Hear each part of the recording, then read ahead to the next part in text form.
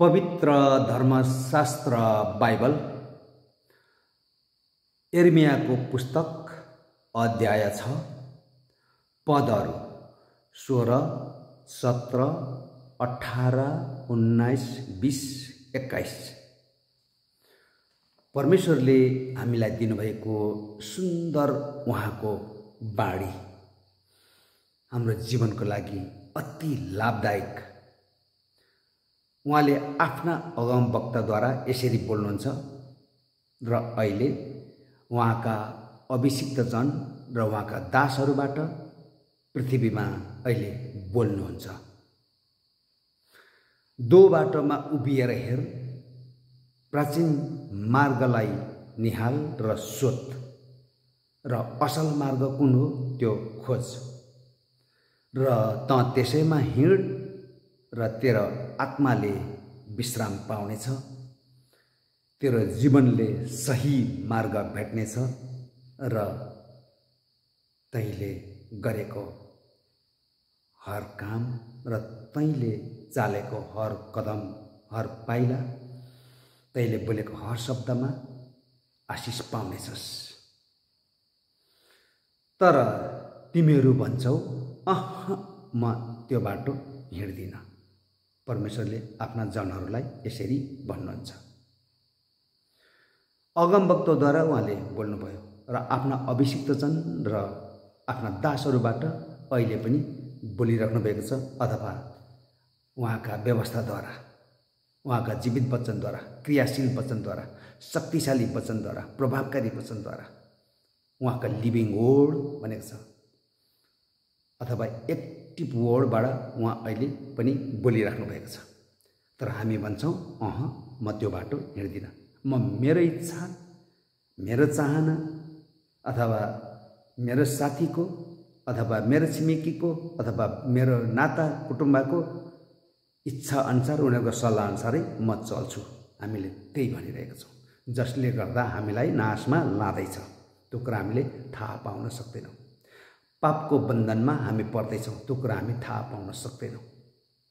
र परमेश्वरले हामीलाई चेतावनी दिनुहुन्छ। के भन्नुहुन्छ त भन्दाखेरि, तैँले असल मार्गलाई त्यागेको कारण, तैँले प्राचीन मार्गलाई नखोजेको, नसोधेको कारण, र मेरो दास, मेरो अभिषिक्त जन र मेरो व्यवस्थाबाट बोलिएको कुराहरूलाई तैँले व्यवस्था गरेको कारण, तैँले नाशको परिणाम अथवा कष्टको परिणाम र अन्तमा त्यसले तँलाई दर्दनाक अवस्थाको परिणाममा त जाँदैछस्। तेरो पाइला होसियार गर।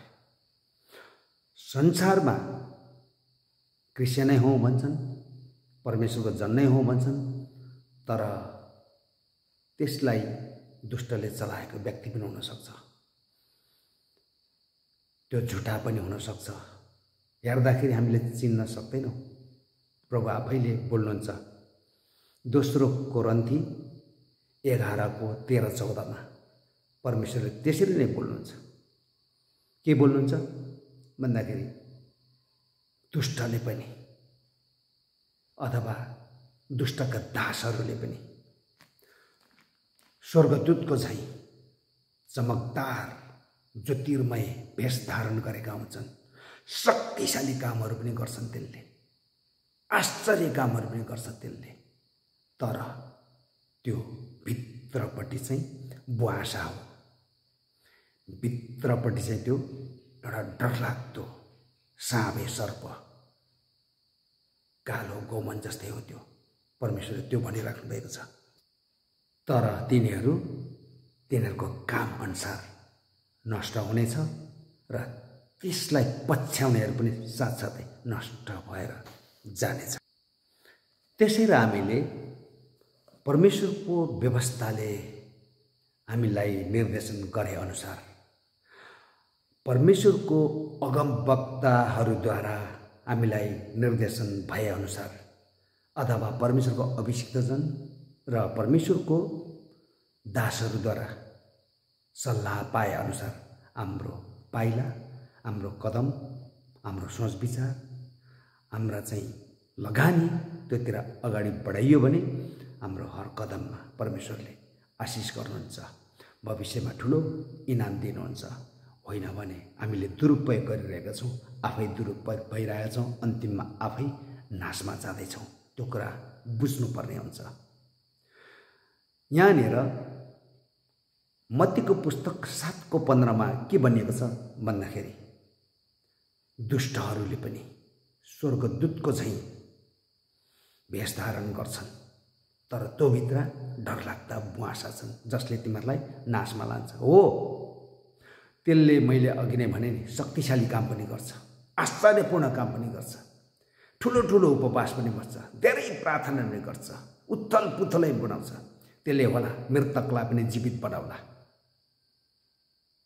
तर त्योभित्र डरलाग्दो पर्छ छ जसले गर्दा हामीलाई नाशमा लगिरहेको छ।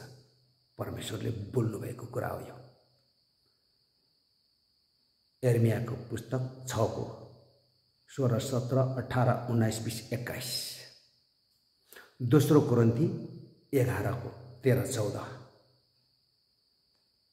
मत्तीको पुस्तक 7:15। हाम्रो